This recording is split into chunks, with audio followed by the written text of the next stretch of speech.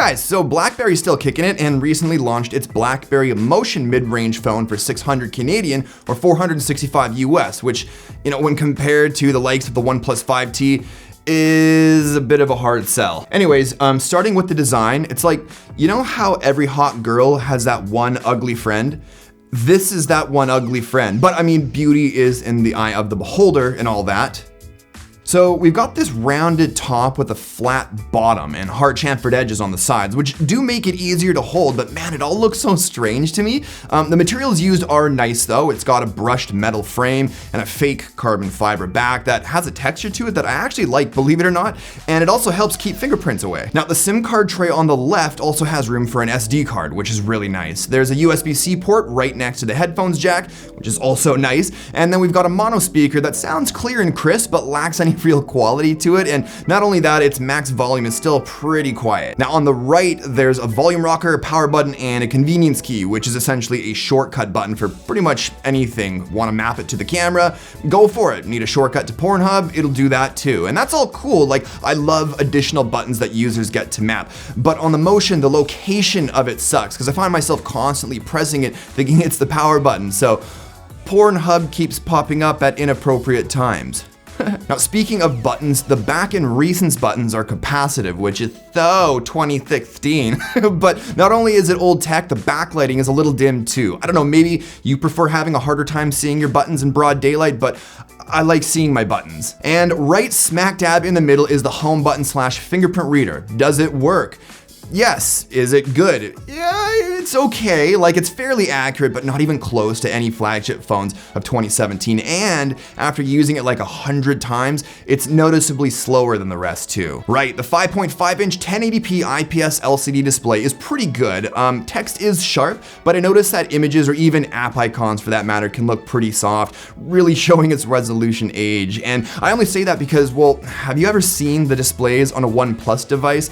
Similar pricing, but much better displays. But colors in videos do look pretty natural. Some of you may or may not like that, but at the same time, when looking at the home screen icons, for example, colors look nicely saturated for an LCD display. Performance with its 4 gigs of RAM and Snapdragon 625 is not bad for a mid-range device. It's actually exactly what I was expecting. Not bad, but still noticeably slower in every single task compared to something that costs, hundreds more, or again, gonna compare it to the OnePlus 5T for like 35 bucks more, so yeah. Software. Okay, so Android 7.1 out of the box. BlackBerry software is very present here, but I think if you're going for a BlackBerry, you're already sort of after that software, So like, there's this productivity tab that gives you some information about your day, displays any messages you need to reply to, and so on. Basically something I'd never use because all that shit's on my home screen anyways. There's Privacy Shade, which is kind of a neat idea. It basically limits the amount of easily seen content on your display by shading out everything except for like the middle. This way it should make it more difficult for people on the bus to see what type of porn you're into. And then there's DTech, which is essentially a security app that monitors stuff for maximum security, blah, blah, blah, blah. And of course, BlackBerry Messenger, but I'm willing to bet you already knew that.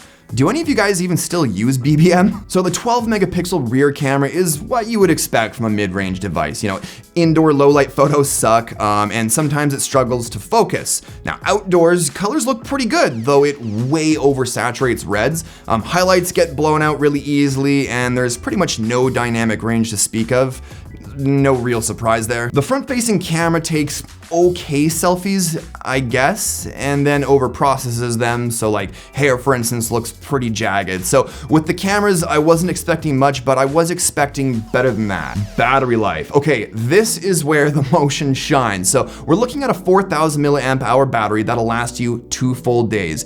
No joke. In my testing with moderately heavy usage, I got 7 hours screen on time. Like, what the fuck? But I mean, an only okay 1080p display with a Snapdragon 625, I'm not completely surprised, but it's still always cool to see a device handle that much usage and last that long, regardless of performance hindered chips. So at the end of the day, if you're after a BlackBerry for its security software, or maybe you're a brand loyalist, go for it. But it kind of hurts my brain knowing that for only 35 bucks more, you can get a OnePlus 5T, which is like twice the phone the BlackBerry Motion is.